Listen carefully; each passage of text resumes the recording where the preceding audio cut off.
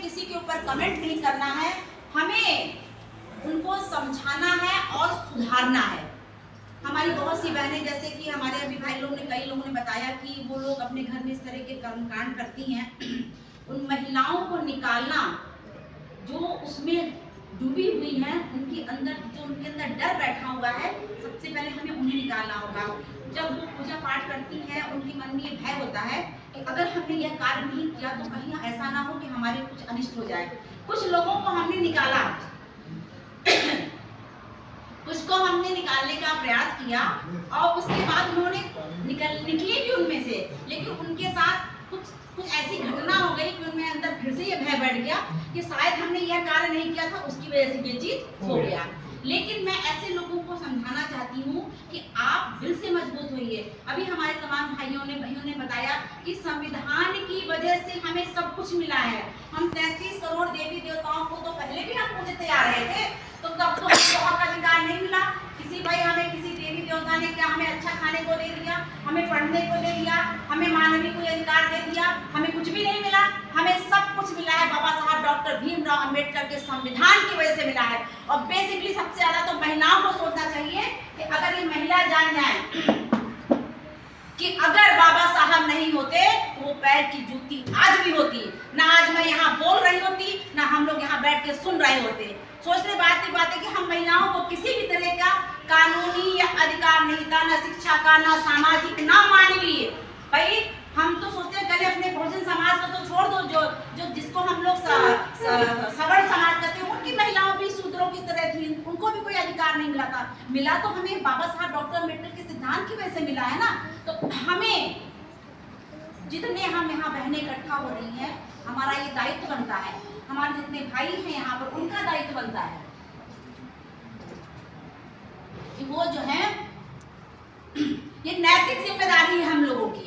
अगर हम पढ़े लिखे हैं, हम सक्षम हैं, हम शिक्षित हैं, अगर हमें ज्ञान प्राप्त हुआ है तो हम उसका उपयोग अपने समाज के उत्थान के लिए करें। हम जहाँ बैठे, जब भी बैठे, जहाँ भी जाएं, सामाजिक चर्चा हमें जरूर करनी है। कहते हैं करत करत अभ्यास जन्मत होत जान, बसरी आवत जाते सिर पर परत निशान।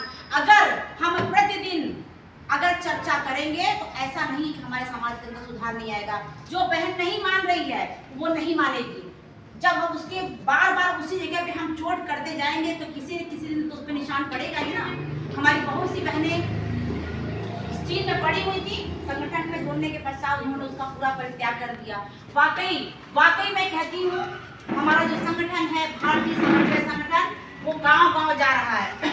हम केवल बैठ के मीटिंग केवल नहीं करते, हम लोग गांव-गांव जाते हैं, हम लोग मोहल्ले जाते हैं, हम लोग घर जाते हैं, हम चर्चा करते हैं किस प्रकार लोगों को जोड़े, किस प्रकार लोगों को इकट्ठा करें।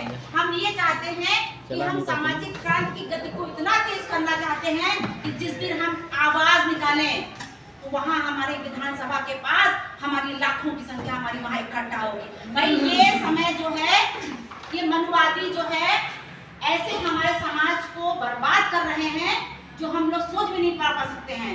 अब ये आंदोलित होने का समय हो रहा है। हमें एक मिल के काम, एक अलग काम करने का समय नहीं है। हमें आंदोलित होना पड़ेगा, हमें इकट्ठा होना पड़ेगा, एक आवाज पे हमें निकलना पड़ेगा बाहर। जब तक हम नहीं आंदोलित होंगे, इन मनुवादियों के कान में जू नहीं लगेगी। वो हमेशा हमारे ऊपर एक छोटा सा प्रहार करते हैं और हमारी हलचल को नापते हैं कि इनके अंदर कितनी हलचल हुई है, और हम लोग थोड़ा सा हिलते उलटे उसके बाद बैठ जाते हैं। नहीं, हमें बैठना नहीं है, हमें लगातार निरंतर हमें कार्य करना है और निरंतर हमें अपने समाज को जागरूक करना है।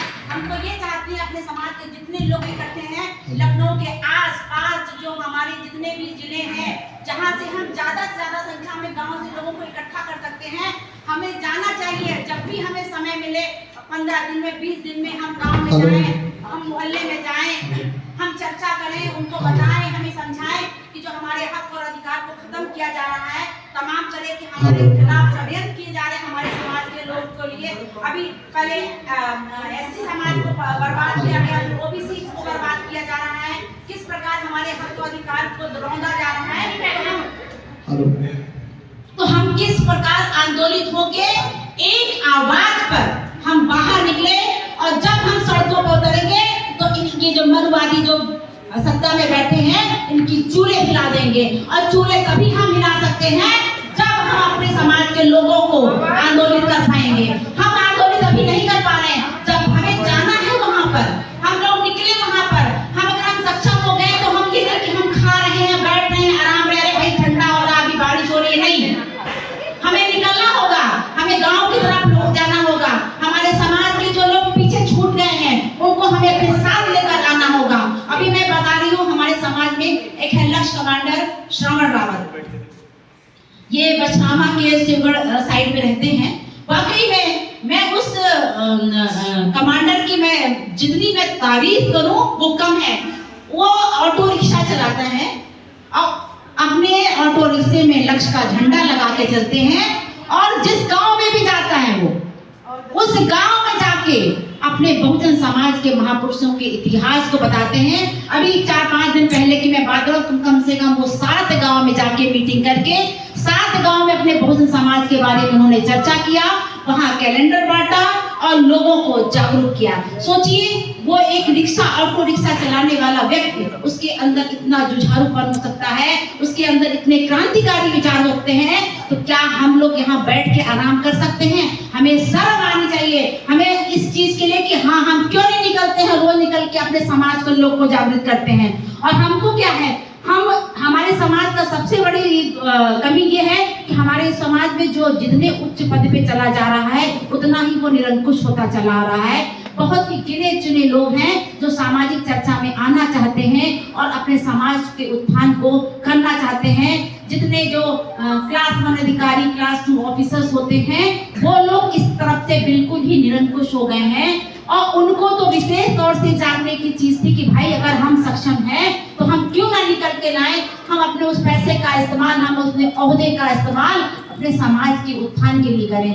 लेकिन कोई बात नहीं है, हम बहने बाहर निकल रहे हैं और हम ज्यादा करें 1-2 साल में वो हम लोग वो क्रांति लाएंगे जिसकी लोग कल्पना नहीं कर सकते हैं, वो भी अपने भारतीय समन्वय संगठन लक्ष्य की तरफ से। हम लोग ने ये बीड़ा उठा लिया है, हम बहनों ने, कि हमें हर हालत में हमें वो क्रांति लाकर दिखाना है। और ये जो विधानसभा है लखनऊ, वहाँ कम से कम लाखों की भीड़ हमें इकट्ठा करना है अपने सामाजिक संगठन के माध्यम से, क्योंकि राजनेता जो हैं वो स्वार्थी हो गए हैं, केवल नोट और वोट की बात करते हैं, चाहे वो किसी भी पार्टी के हों। जब वो पार्टी में चले जाते हैं, मंत्री विधायक बन जाते हैं, वो सब कुछ भूल जाते हैं, वो उसी पार्टी के गुलाम हो जाते हैं। तो हमको ये जरूरी है कि हम लोग बाहर निकल के आए और अपने समाज को आगे लेकर आए और अपने हक और अधिकार को उनसे छीन लें। अब कोई हमको यहाँ बाबा साहब नहीं मिलेंगे, मान्यवर कांशीराम साहब नहीं आएंगे, ना ही हमारे फूले जी महात्मा आएंगे, ना ही सावित्रीबाई फूले आएंगी, ना संत भगवान गाडगे आएंगे, ना पेरियार साहब आएंगे। सोचिए, जितने भी महापुरुष हुए हैं हमारे बहुजन समाज में, सभी महापुरुष पिछड़े समाज से आते थे। अगर वाकई में जब तक हमको इतिहास, हम संगठन से नहीं जुड़े थे, वाकई में हमें 2-4 महापुरुषों को छोड़ के हमें इतिहास ही नहीं पता था। वो जब हम संगठन से जुड़े तब हमारे अंदर ये चेतना हुई कि ओहो, इतने हमारे महापुरुष और हम कहाँ बैठे हुए हैं। तो वाकई में समय बहुत हो रहा है, ज्यादा चीज ना कहते, अपनी बहनों के लिए चंद लाइनें जरूर बोलूंगी।